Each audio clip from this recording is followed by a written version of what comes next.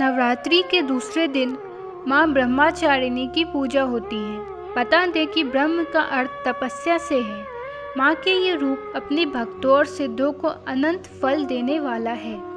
इनकी उपासना से तप, त्याग, वैराग्य, सदाचार और संयम की वृद्धि होती है। शास्त्रों में ब्रह्मचारिणी का अर्थ है कि चारिणी यानी तप का आचरण करने वाली।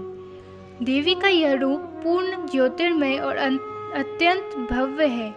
इस देवी के दाएं हाथ में जप की माला और बाएं हाथ में यह कमंडल धारण किए हैं। आइए जानते हैं इनकी कथा के बारे में।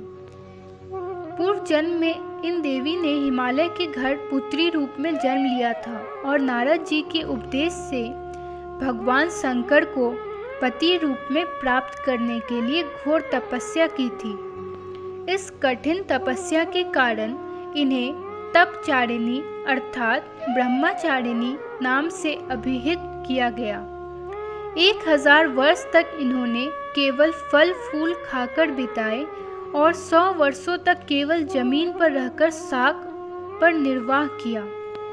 कुछ दिनों तक कठिन उपवास रखे और खुले आकाश के नीचे वर्षा और धूप के घोर कष्ट सहे।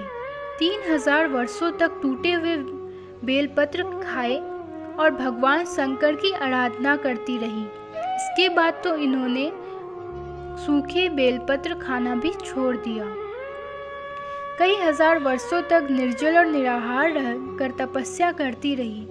पत्तों को खाना छोड़ देने के कारण ही इनका नाम अपर्णा पड़ा। कठिन तपस्या के कारण देवी की शरीर एकदम क्षीण हो गई। देवता, ऋषि, सिद्धगण, मुनि सभी ने ब्रह्मचारिणी की तपस्या को अभूतपूर्व पुण्य कृत्य बताया, सराहना की और कहा, हे देवी, आज तक किसी ने इस तरह की कठोर तपस्या नहीं की। यह आपसे ही संभव थी। आपकी मनोकामना परिपूर्ण होगी और भगवान चंद्रमौली शिवजी आपके पति रूप में प्राप्त होंगे। अब तपस्या छोड़कर लौट आइए, जल्दी आपके पिता आपको बुलाने आ रहे हैं। माँ ब्रह्मचारिणी देवी की कृपा से सर्व सिद्धि प्राप्त होती है